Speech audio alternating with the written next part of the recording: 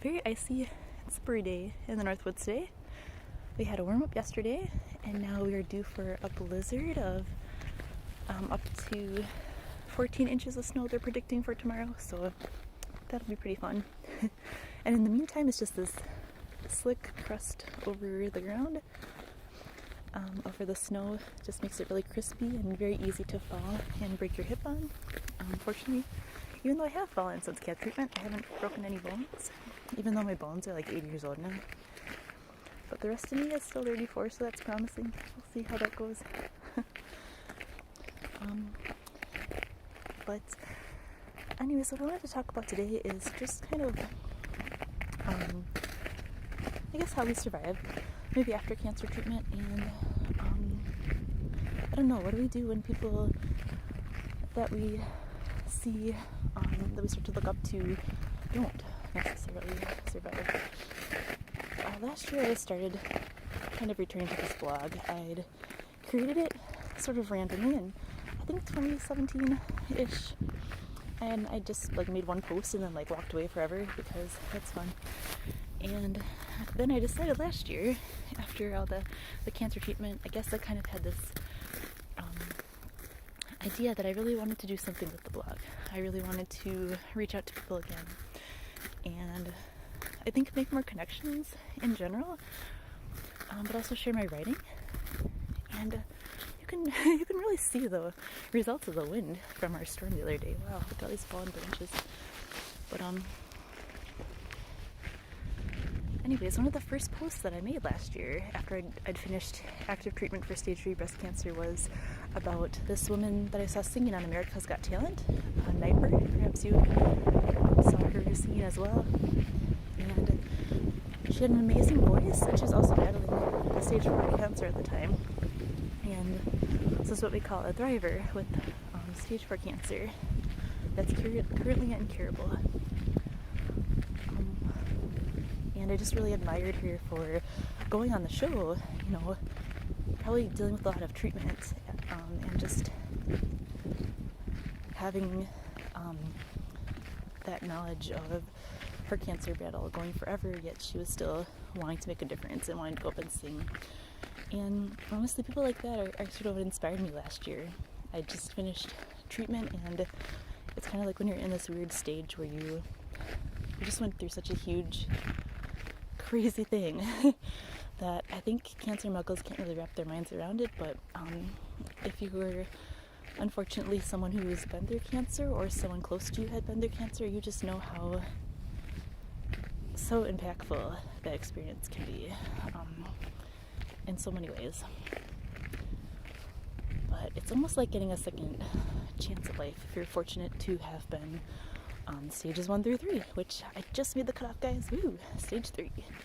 So that's where they throw everything at you, hope you don't die, and then tell you, well, maybe you're cured, but we'll see how this pans out. So that's always exciting, but it's the best we got right now. So currently in remission, but you know, the looming cloud of cancer is still hanging over me. But I try to be optimistic most of the time because I'm very grateful for the time that I do have. And when I see people who are battling stage 4, I know how incredibly difficult that is, because I went through stage 3, and it's even more than that. And it's just, you're stuck in that cycle forever. So I do feel very, very grateful that I was stage 3, that my cancer hadn't spread beyond my lymph nodes. And fingers crossed, knock on wood, maybe knock on this tree over here, that will stay in remission forever. So there's that. But what I heard about today is I heard that Nightbird had passed away this past weekend. And so that, I don't know, it just really hit me, I guess. And, you know, of course I don't know this woman personally, right? She's sort of became sort of like a celebrity in a way, because she was on America's Got Talent. And I think a lot of times, though, you may have seen a lot in the news where we have celebrities who I have cancer? I feel like we've seen a lot of this actually lately, or maybe I'm just paying more attention to it because I've had cancer now. But of course we don't really know the people personally, but I think we still feel bad.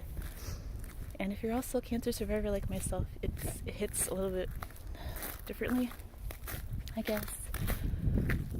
I'm part of a few online groups too for young cancer survivors, and when I see people in those groups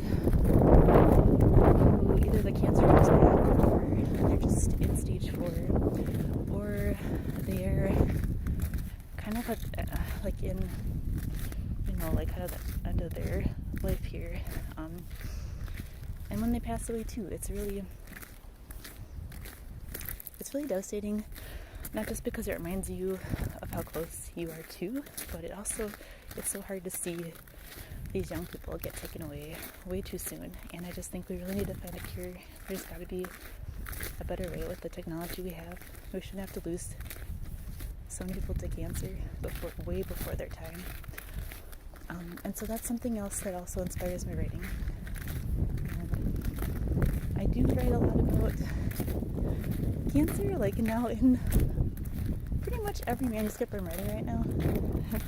I'm writing a memoir, I'm writing a love story, and I'm writing a bunch of shorter stuff. Of course, my superhero story too. They all have a narrator with cancer. And people may think that that's, sad, or maybe they think it's creepy. I get a lot of impression that that's what the agents said. They just see their kids who are just like freaked out or they ignore it altogether.